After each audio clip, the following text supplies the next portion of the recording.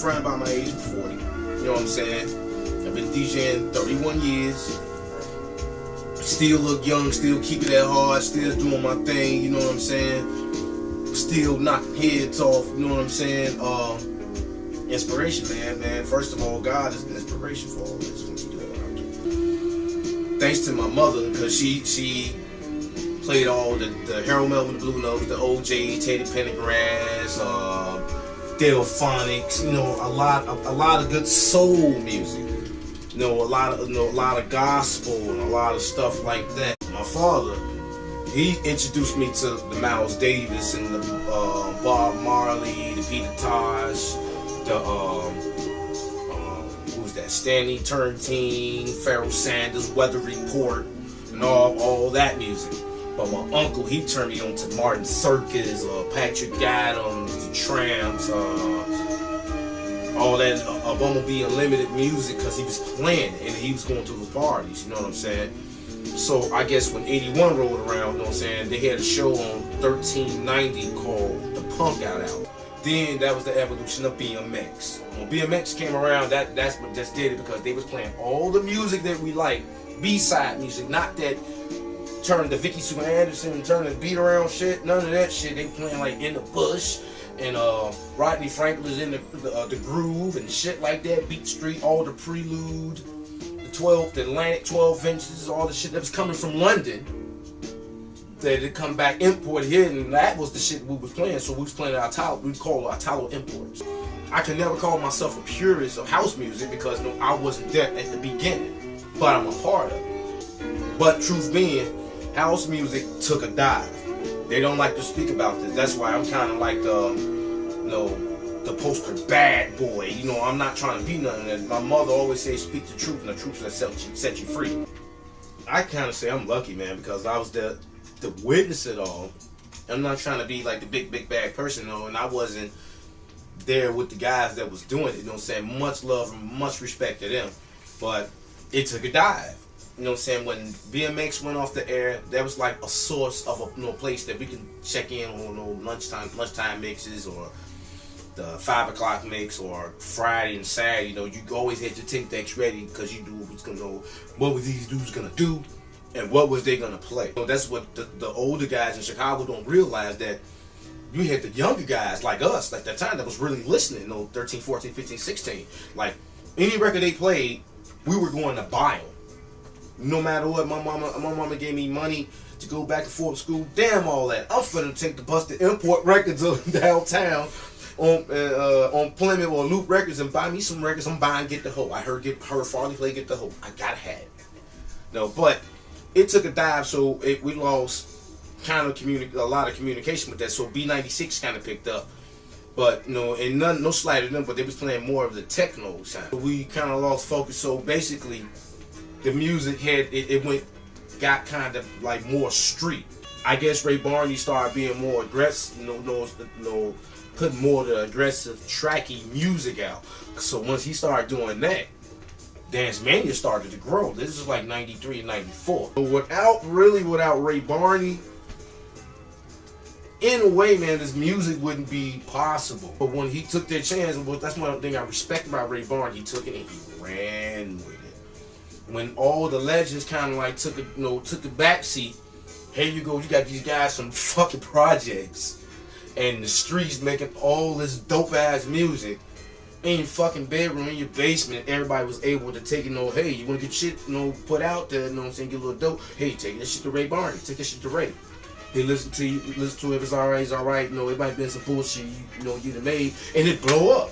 Then we didn't have a big idea that it was blowing up in London or overseas until like 96, you know what I'm saying? Like, because it was all over the radio station, and it was like all in the streets, because we was able to buy mixtapes, you know what I'm saying? So it was more likable then. So it was cool to listen to work it, and all that shit.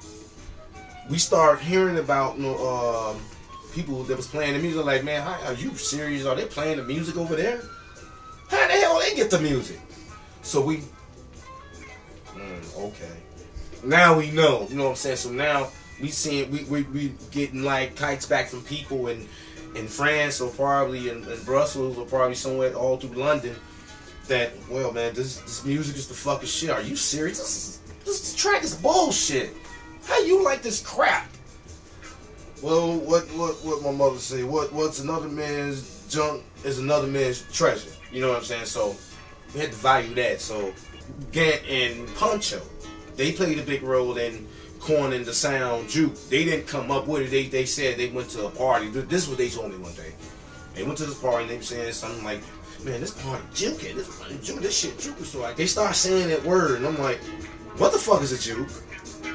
What the fuck is it? What is that, man? I'm like, we make ghetto, house, street tracks over this motherfucker. But ran with it, he did the track Juke it.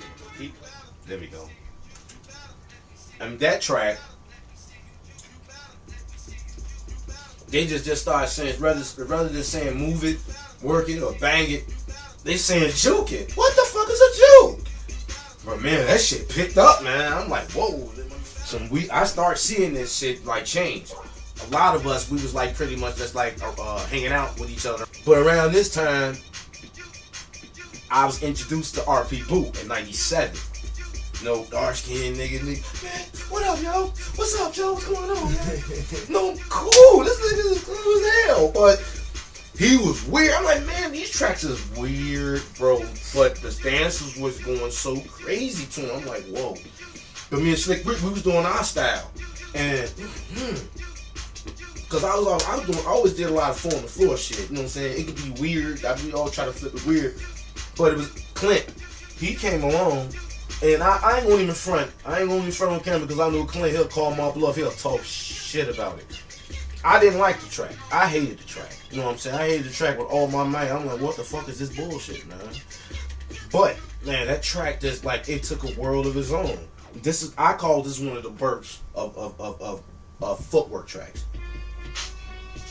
That's when it started. Because we wasn't making tracks like that. Like we I can't leave out Rashad. Definitely can't leave out Rashad. He did a track called Child Abuse. And Spinn. He did a track called Motherfucker. And those were the tracks, you know what I'm saying, that like birthing footwork tracks.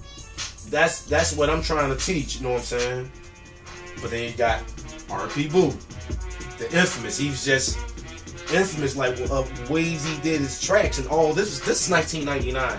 And me and Boo, we always talk about it. It's like, if you ever witness of doing something that's like so ahead of your time, like your craft work shit. Like, always been a craft work fanatic, and they were so ahead of their time.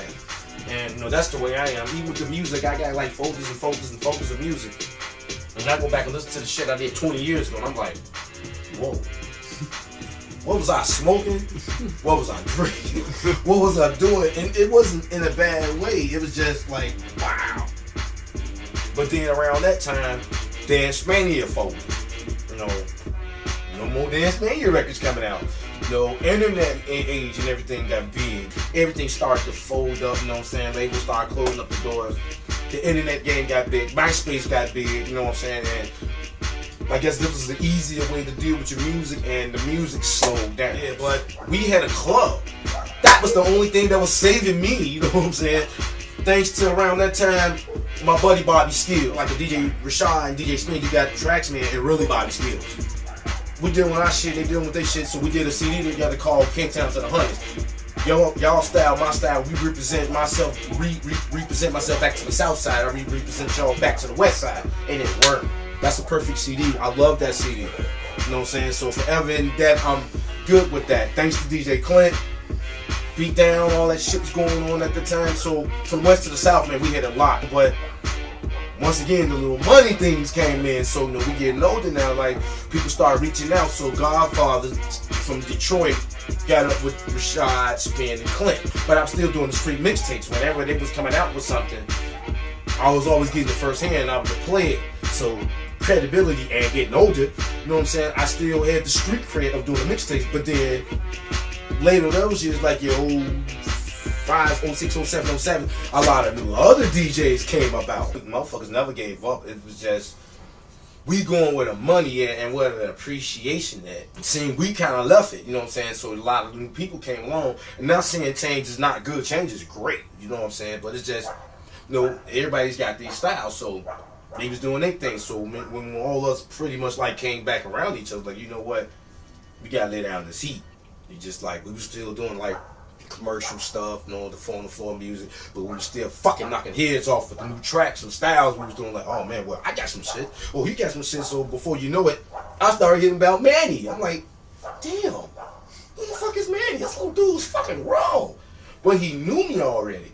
You know what I'm saying? But when I met him, I'm like, oh, this dude is fucking bananas. Then I met Earl, you know what I'm saying? You know, all this like 07, 08-ish, you know what I'm saying? These kids, you know what I'm saying? I'm like, damn. Now I really know I got to step my game up now, because now you got these kids doing tracks sounding like Rashad, but kind of in a whole nother way. Him and Spinn, you know, what the fuck? And even Boo started kind of like with, you know, what was that? I See the Smoke Coming, Keeping It Real. Keeping It, yeah. Heavy Heat. Heavy Heat. And that was the track that really brought just the shit out of me. So I'm like, if Boo can do it, I'm gonna do it. So it's like, I guess from that point, I just started, you know what I'm saying? Just that kept going hard. Then, low key, I got a code name, Corky Strong. Corky Strong is all the stuff that I do, like as far as the mature housey 120 music. You know what I'm saying? Because no, that's the other side of me. That's the alter ego. You know what I'm saying? Plus, that's my name, Corky. My Corky Strong alter ego is just music that I grew up to. Okay, like the Police. I took that and I just chopped it up. So rest in peace, big up, happy late birthday, Mr. J Dilla. You know what I'm saying? Big up J Dilla.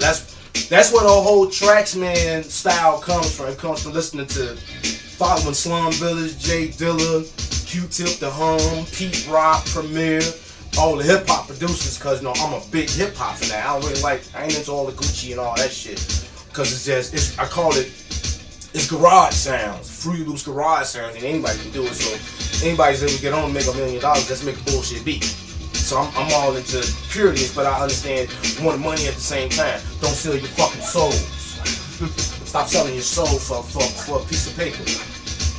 I'm all about the music, man. I'm all about teaching the younger generation, man. Okay, you know this is what it is. This is what it is. This is what you need to do. There's a lot of guys. They do so much, you know, bickering on why is this not like this or why this is not like that. And I can already tell you on something that I would do when I was a kid. You ain't worked for it. You have to work for it. You have to work for it. You have to be like really determined. You really got to have like passion. You gotta have passion. There's a difference between want to do it. The difference between getting on and say, hey, yeah, I can mix 2 records together. I can do that and get a couple dollars. You know what I'm saying? It ain't nothing to me. I work my job. You know what I'm saying? I can do this, I can do that. If so, leave it the fuck alone, because a motherfucker like me can come and embarrass you on the ones and twos, because that's my job. Why? I have something that you don't have. Passion. It's called passion. Who do I give props to? Yeah. Whoa. All day Manny, because he's a type of producer that he dances and he know how to spin and he makes tracks good. Because I know I can play something. I can play because something. Because that nigga got passion. That nigga got some shit. Manny got shit. I gotta bounce from Manny. All day Manny. Where Manny at, man? Rolling up. Yeah, he rolling. But this nigga right here is one of my idols. This my little bro right here. You know what I'm saying? I wish I had that record. He's doing his own shit.